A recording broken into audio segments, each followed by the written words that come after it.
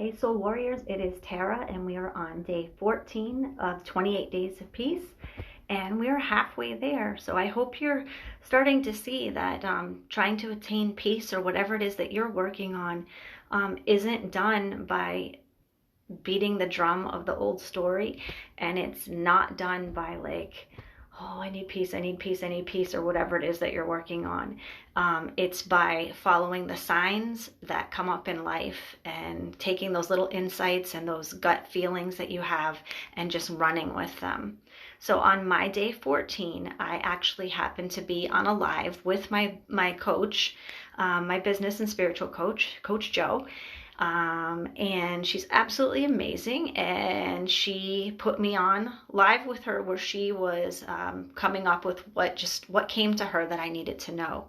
And what she told me was, I'm going to read it so I make sure I get it right. On the other side of resistance is all that you desire. And I was like, whoa, okay, what does that mean? What does that look like? And she just told me to sit with it. On the other side of resistance is all that you desire.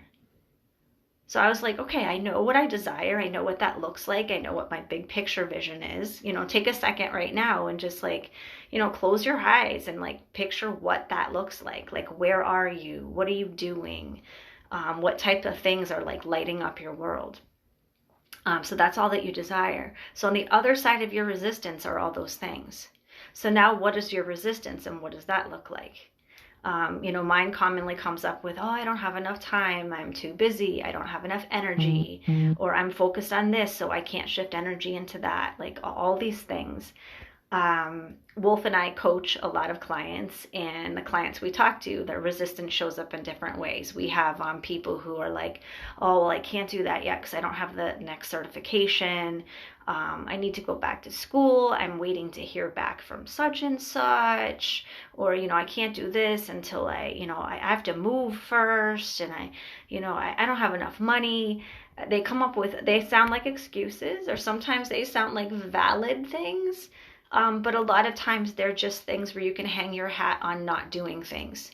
So you really need to take a look at what's going on around you, what excuses are commonly coming out of your mouth, or what reasons. A lot of times we just think there are reasons.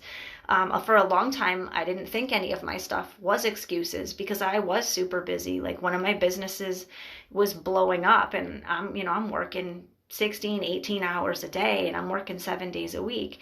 So I'm tired and I don't have enough time seemed super legitimate to me. And it is legitimate, but at the same time, I make choices on how I spend my energy. So that's also resistance. Because after months and months and months of still oh, I can't, you're pushing those desires farther and farther away. So I invite you to just take a few minutes tonight before you go to bed and just think of what your resistance is and what it looks like. Like, what are those walls? What are those things you feel like you can't obtain? What are those things that you feel like you're waiting for or waiting on to get to that next level of what you want? So everything that you desire is on the other side of resistance. So get real hard lined into what you desire and what that looks like, and then take a look at your resistance and break it down. And if you're not sure what your resistance looks like, drop Wolf and I an email or a comment or direct message, whatever's easiest for you, and let us know what your desire is and what your current situation looks like, and we can try to flesh out what your resistance looks like and how to get past that. I know as soon as I said this other business I was talking about, I really wanted to work more on being on soul intentions and being with all of you, because this is the type of thing that I really enjoy and it lights me up. And I was constantly, my head would immediately go, oh no, but we have to do this other thing. And it's a totally different energy because my other business is very cranial, logical, detail-oriented, a lot of computer work, office type of stuff.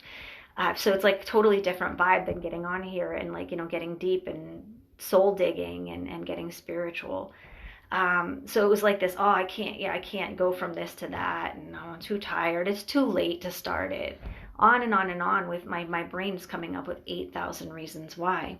And I would eventually start to believe that. And if you say it enough, you do think that they're just solid reasons and not your resistance. So I invite you again to take a look at where you want to be at and what your resistances are right now, and then start to step through them. Baby step through them so you can get to that other side of resistance to everything that you desire, because that's where we all want to be. And then new things can come up that you desire, and you'll have new resistances constantly. It's a never-ending cycle. That's life. But if you look at your resistances and you can see things as you being resistant, then you have a much better chance of getting to those things you desire much more quickly. So that was my day 14. I can't wait to talk to you again on day 15. Have an amazing evening, Soul Warriors. Take care.